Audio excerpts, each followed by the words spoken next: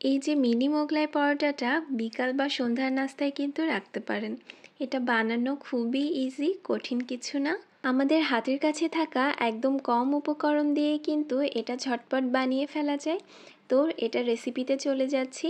এটা বানানোর জন্য আমি এখানে একটা মিক্সিং বলে একদম উঁচু উঁচু করে 1 কাপ পরিমাণ ময়দা নিয়ে নিয়েছি।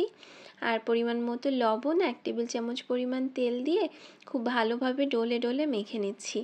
এই যে এটা মুঠ করলে কিন্তু এরকম দলা হয়ে থাকবে, ভেঙে যাবে না। এভাবে হচ্ছে ডোটা রেডি করতে হবে।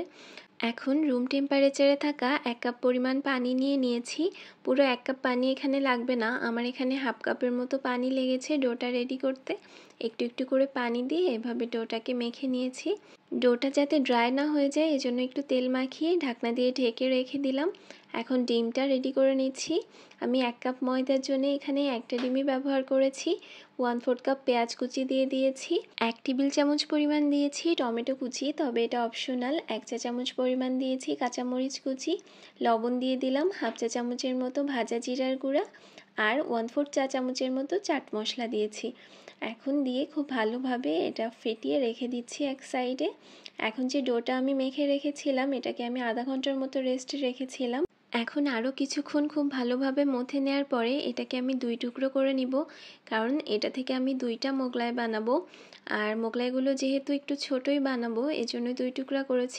এটা একদম নিজেদের ইচ্ছা অনুযায়ী চাইলে এখান থেকে 3টা মোগলাইও বানানো যাবে, সেক্ষেত্রে পিসগুলো অনেক ছোট ছোট হবে মোগলাইয়ের। এখন আমি একটা ডো এরকম করে শেপ করে নিচ্ছি, মানে এটাকে একদম রুটির মতো করে বেলে নিতে হবে।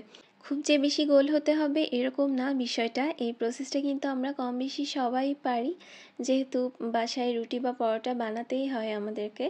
এটা কিন্তু খুব বেশি পাতলা করে ফেলা যাবে না, আবার খুব বেশি মোটাও থাকবে না। এই যে দেখিয়ে দিয়েছি আমি এখানে। এরপর আমি এখানে ডিমের যে মিশ্রণটা রেডি করে রেখেছিলাম সেটা অর্ধেকটা দিয়ে দিলাম। দিয়ে এই যে মোগলাইয়ের শেপটা দিয়ে নিচ্ছি। আমি এভাবে দিয়েছি, চাইলে আপনারা অন্যভাবেও দিতে পারেন, যেভাবে আপনাদের সুবিধা হয়। এখন ডিমের অংশ নিয়ে কিন্তু মুখটাকে এভাবে সিল করে দিচ্ছি ভালো করে, না হলে কিন্তু ডিমটা বের হয়ে আসতে পারে। এই তো আমি এভাবে আরেকটা মোগলাইও রেডি করে নিয়েছিলাম। এখন চুলায় একটা প্যান বসিয়ে তাতে পর্যাপ্ত পরিমাণ তেল দিয়ে দিয়েছি।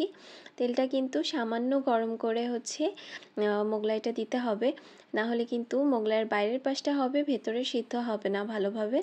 এজন্য তেলটা সামান্য গরম করে একদম চুলার জাল লো করে এটাকে এপিট ওপিট করে খুব ভালোভাবে ভেজে নিতে হবে।